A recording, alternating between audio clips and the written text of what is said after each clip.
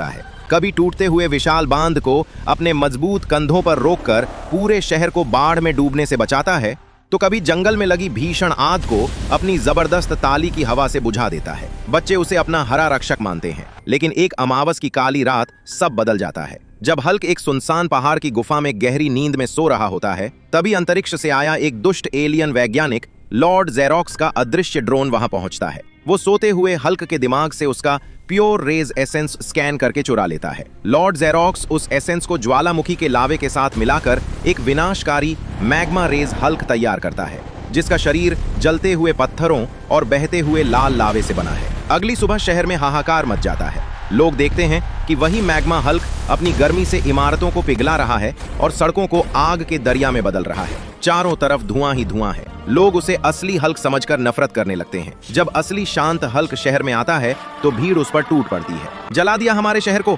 चले जाओ यहाँ से राक्षस, हमें तुम्हारी मदद नहीं चाहिए। लोग उस पर पानी के गुब्बारे और कीचड़ फेंकने लगते हैं। बेचारा हल्क अपना सिर झुकाकर उत्तरी ध्रुव की बर्फीली पहाड़ियों में छिप जाता है। वहाँ वो अपनी पुरानी रिसर्च बुक्स पढ़ता है और उसे पता चलता है कि मैग्मा हल्क की भीषण गर्मी को हराने के लिए उसे आर्कटिक ग्लेशियर आर्मर बनाना होगा। वो दिन रात एक करके बर्फ के सबसे पुराने और मजबूत क्रिस्टलों को जोड़कर एक चमकदार सफेद और नीले रंग का आर्कटिक ग्लेशियर आर्मर तैयार करता है। जैसे ही वो इसे पहनता है, उसका शरीर बर्फ से भी ठंडा हो जाता है और उसके चारों ओर बर्फीली हवाएं चलने लगती हैं। वो मैग्मा हल्क से भिड़ने के लिए शहर लौटता है। शहर के बीचों बीच आग और बर्फ की भयानक टक्कर होती है। मैग्मा हल्क आग के गोले फेंकता है तो ग्लेशियर हल्क उन्हें हवा में ही जमा देता है, लेकिन मैग्मा हल्क की गर्मी बहुत ज्यादा होती है और धीरे धीरे ग्लेशियर आर्मर पिघलने लगता है। हल्क घुटनों पर आ जाता है। ये आर्मर तभी तक टिका रहेगा जब तक लोगों का विश्वास उसके साथ है। तभी हल्क पिघलते हुए कवच के बीच से लोगों की तरफ देखकर कहता है, दोस्तों, मैं पिघल डल रहा हूँ और मेरी ठंडक खत्म हो रही है। मेरी ताकत वापस लाने के लिए प्लीज